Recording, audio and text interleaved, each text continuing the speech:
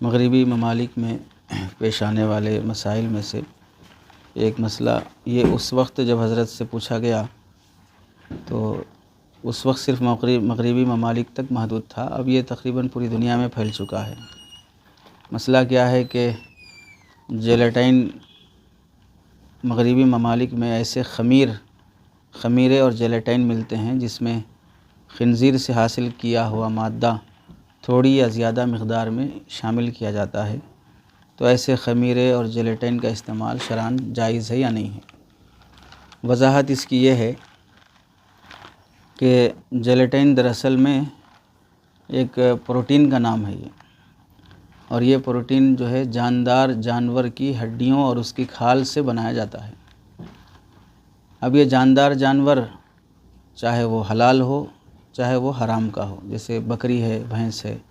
ان کی ہڈیوں سے بھی وہ پروٹین بنایا جاتا ہے۔ خنزیر ہے، ہاتھی ہے،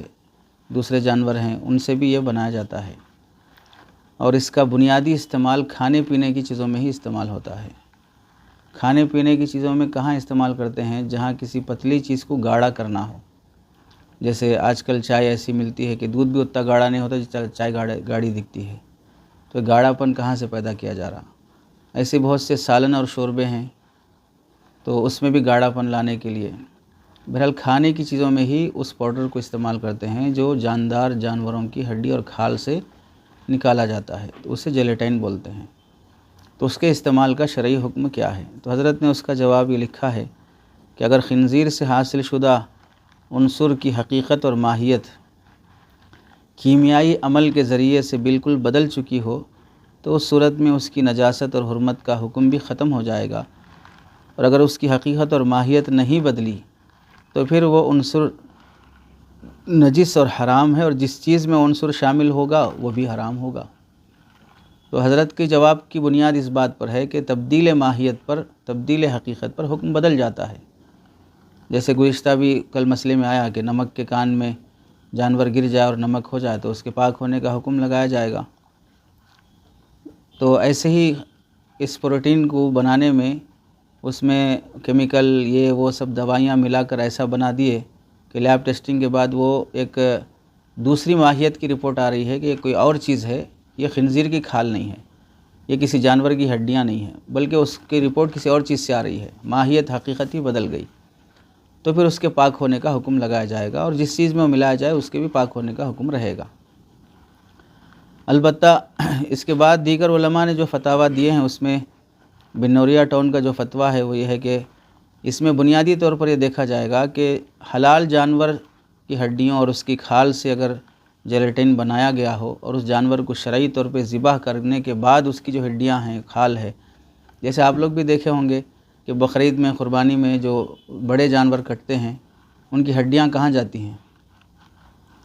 چھوٹے جانور کی ہڈیاں تو سرا پائے کے نام سے خرید کے گھر میں لوگ پکا کے کھاتے ہیں، بڑے جانور کا جو سر ہے وہ کون پکا کے کھاتا ہے؟ اور ان کی جو ہڈیاں ہیں کون سرے پائے میں استعمال کرتے ہیں؟ مستقل ان ہڈیوں کا بھی کاروبار ہوتا ہے، اس سے تیل نکالا جاتا ہے، پھر اس سے بچی ہوئی ہڈیوں کا اس طرح پاؤڈر بنا کر پھر اسے کھانے میں استعمال کرتے ہیں۔ تو کوئی چیز ضائع ہونے نہیں دی جاتی ہے آج کل کیمیکل کی دنیا میں۔ تو اگر حلال جانور کو شرعی طریقے سے ذبح کرنے کے بعد جیلاٹین بنا ہو تو وہ حلال ہے، اور جس چیز میں وہ ملا کر پکایا جائے، کھایا جائے تو وہ اس کا استعمال بھی حلال ہے۔ اور اگر وہ حرام جانور سے حاصل کیا ہوا ہڈیاں اور کھال ہے، یا حلال جانور ہے لیکن مردار جانور کی ہڈیوں سے بنایا گیا ہے تو اس کا استعمال حرام ہے۔